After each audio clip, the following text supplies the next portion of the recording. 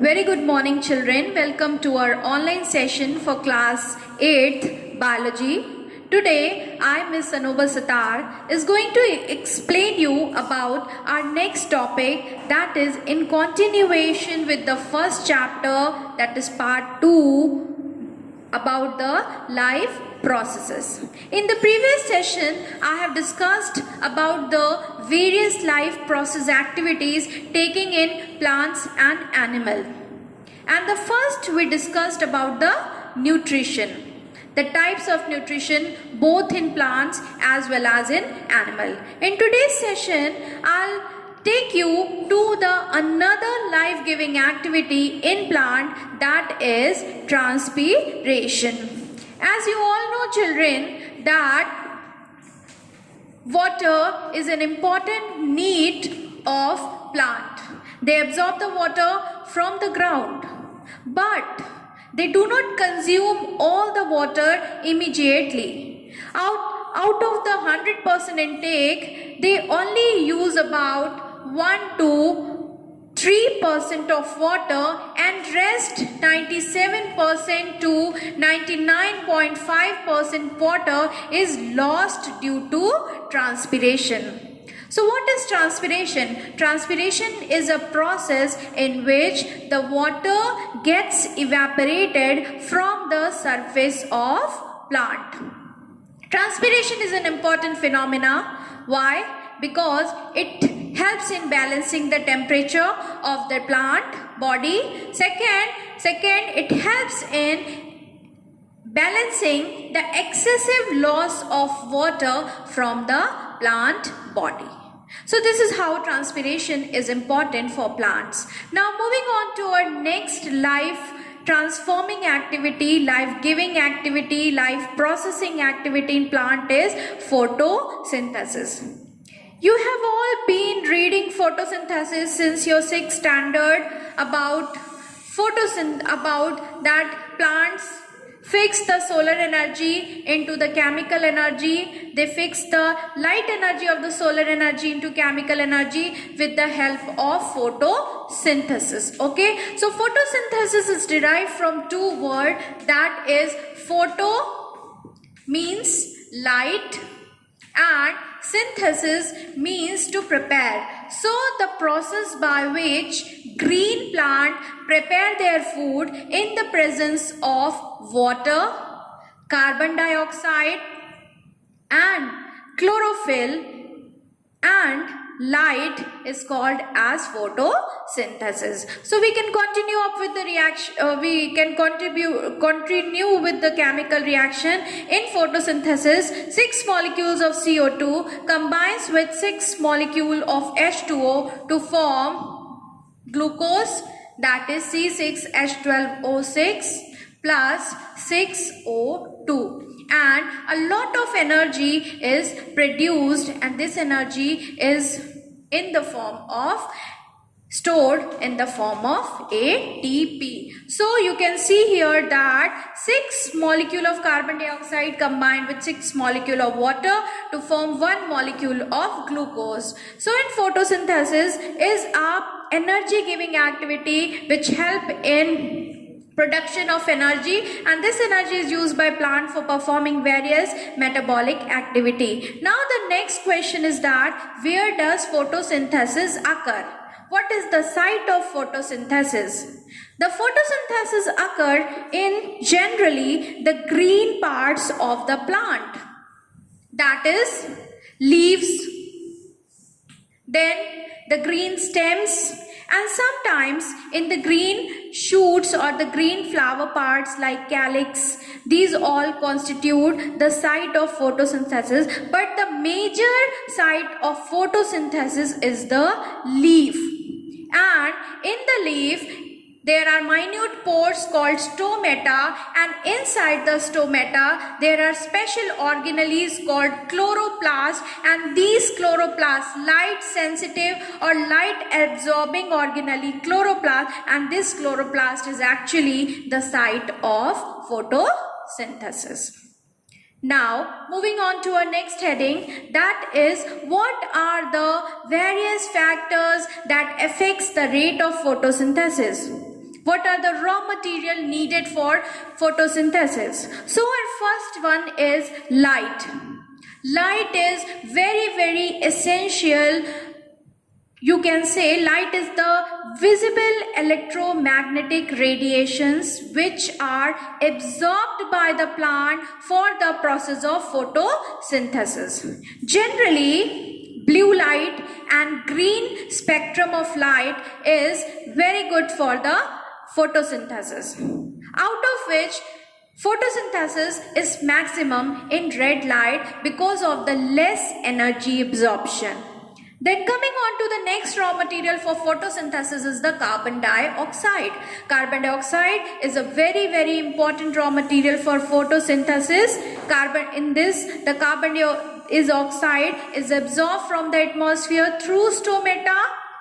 And in hydrophyte plant, if we talk about the aquatic plants or the hydrophyte, they get this carbon dioxide in the form of bicarbonates which are present in the water bodies. So this is how the aerial plants and the hydrophytes attain their carbon dioxide proportions for photosynthesis. Then coming on to temperature. Yes, temperature is also the optimum temperature is very important for the photosynthesis. Generally, the optimum temperature for photosynthesis is between 10 degree to 20 degrees centigrade. And if the temperature rises above 40 degrees centigrade, then the photosynthesis stops because the chlorophyll dies due to high heat energy. Then coming on to our next important component, raw material for photosynthesis, water.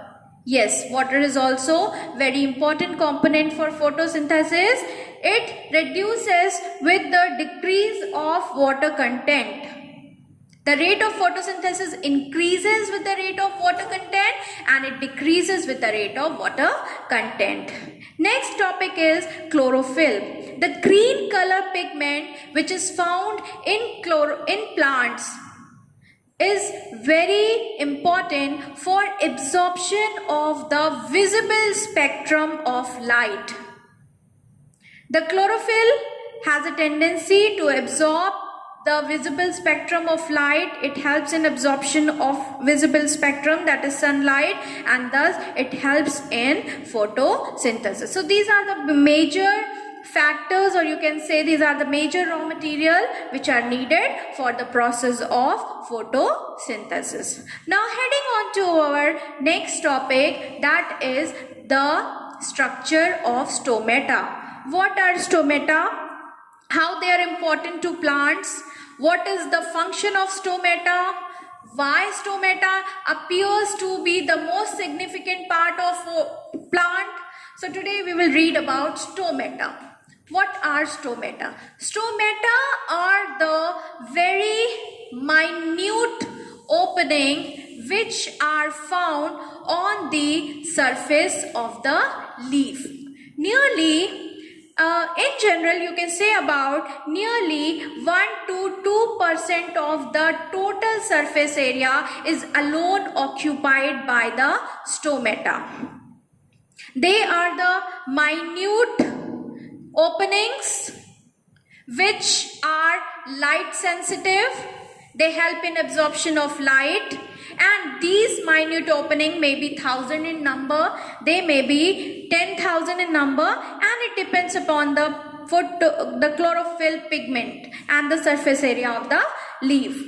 Stomata are not found only in the leaf. It is often confused that stomatas are often only found in the leaf. No, stomatas are found in leaf as well as in some green parts of the plant like stem, shoots, and in some time in the pedicel of the flowers too.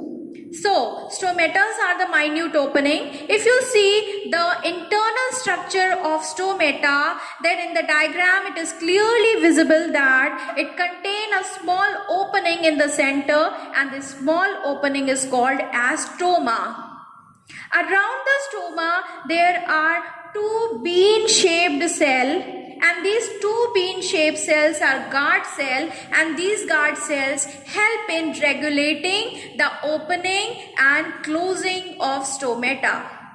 During the daytime, the stomata generally opens for photosynthesis, and during the night time the stomata closes, and this opening and closing of stomata is provided by these guard cells. The guard cells are covered around, they are assisted around with certain extra cells, and these cells are called as epidermal cell, since because stomatas are generally encrossed in the epidermal cell, that is why these cells act as a buffer between the stomata and the leaf. So these epidermal cell provide assistance to the guard cell. So this was all about the structure of stomata. Now moving on to our very important organelle, that is the chloroplast, which is found inside the guard cell. These chloroplasts are very important, significant organ of, or you can say light sensitive organ of plant. These chloroplasts are generally found inside the guard cell of stomata. If you see the chloroplast, it is a cell organelle which consists of double wall membrane. Inside the stomata, you could see the small units.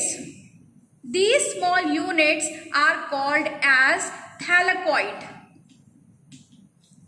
Nearly 20 to 50 thylakoids stack together and they form a bundle of thylakoid, and this bundle is called as granum.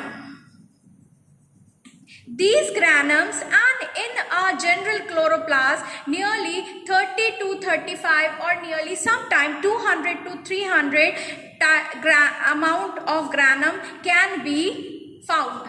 These granums are attached with another bundle of thylakoid, another granum with a small lamellae or with a small tubular structure, and this tubular structure is called as stroma lamellae. And these thylakoids are filled with a green color pigment, and this green color pigment is actually the chlorophyll, the light sensitive pigment, which helps in the process of photosynthesis, and its main function is to absorb the visible spectrum of our light, that is the sunlight. So this was all about today's session, and before that I just want to tell you once again, revise what is the function of stomata. The stomata, it has two important functions.